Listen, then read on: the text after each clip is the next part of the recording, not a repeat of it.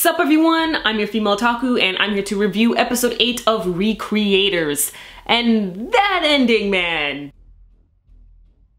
I'm not gonna lie, I kinda sensed it. I mean, I'm sure a lot of you guys were shocked and I can't blame you, but for me, I was scrolling through Twitter during my break and I wasn't spoiled, but I just saw one tweet that said, oh my gosh, that ending. So then when it was like the last 5 minutes of the episode and I saw Mamika walk up in there to Altair, I was just like, oh, okay, so she's gonna die. Well, hey, we don't really know that Mamika is dead. I mean, we haven't really encountered any real life character deaths. That's kinda strange to say in one sentence, real life character deaths, but you get what I'm saying, you know, none of the creations have died in the real world and we don't know if they can. And you know, actually, since they are anime characters, usually it's a lot tougher to kill an anime character than usual. It's not like real life where one stab and bam, you're dead. Anime characters, you know, when you shoot them a couple of times, stab them a couple of times, they can still pull through in the end. And that's kind of what happened to Mamika when she got stabbed a couple of times through her chest, because then she used the magical splash flare, even though, again, she was stabbed and everything, and her voice, you know, it sounded normal. You know, it wasn't like she's saying, magical splash flare. Like, no, she said, magical splash flare, and then bam, we had that big explosion, so I don't know, maybe she's alright. This will actually be very interesting to see, and also very important to see how character or creation deaths work in our world. We know they can feel pain, all anime characters can feel pain, but death is another story. Imagine if we had a Goku-like character here. I thought it was very interesting at the beginning of the episode when the characters were talking about Altair and how she is created from or inspired by this other character, and then they were talking about, or like trying to make sense as to what exactly Altair is, as she's not exactly a secondary character and they're not exactly two separate, you know, characters as well. Basically, as Meteora explained it, is that they are inspirations from the other character, but they can still coincide with said character's world, which is a lot like the creations that we have. I mean, Mamika is obviously a lot like Madoka, Alisteria is a lot like Saber, and freaking Yuya.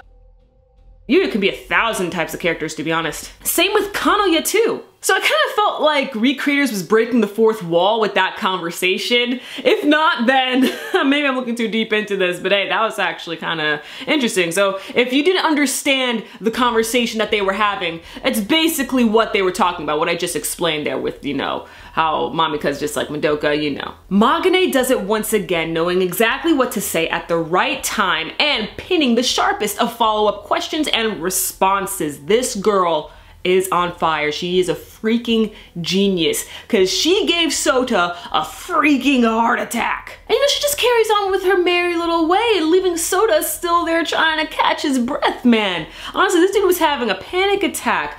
Magane, she hits it hard. Oh my gosh, honestly, like she was spying on Sota throughout the day. She overheard the conversation between him and Mamika and him and Meteora. So she has a good grasp of the situation. And even though she doesn't know who Setsuna is, she figured out. She knows that Setsuna's not around anymore. Which leads me to my next point. Back with Altair, Altair says to Mamika that she has no idea how Setsuna felt. And some people may be all like, well, hey, how could she know how Setsuna felt? It's not like the other creations know exactly what their god or their creator is thinking, right?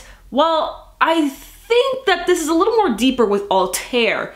As we know, there are some anime out there that are more of passion projects. For example, almost everything Madhouse does, honestly. Madhouse puts 110% in everything that they do, even reviving some older works like Parasite, creating newer works for the masses to enjoy, and going above and beyond with other really popular works of today like One Punch Man. They do this all with an average budget and it pulls through in the end. So I think it's the same thing with Altair.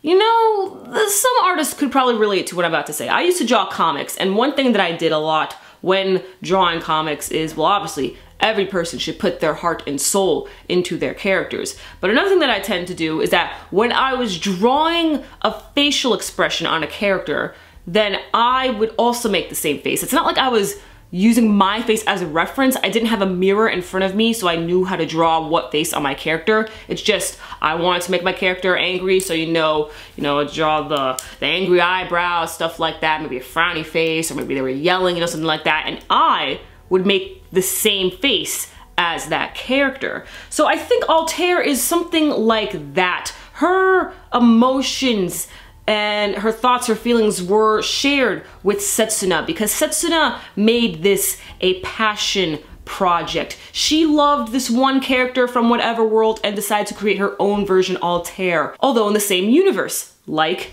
an OC. There was a lot of thought put into recreators and I freaking love it, man. This was an awesome episode and I cannot wait for next week. So let me know your thoughts on this episode and catch me on Monday as I review Grimoire of Zero and The Promised Neverland. I'm your female otaku. Sayonara.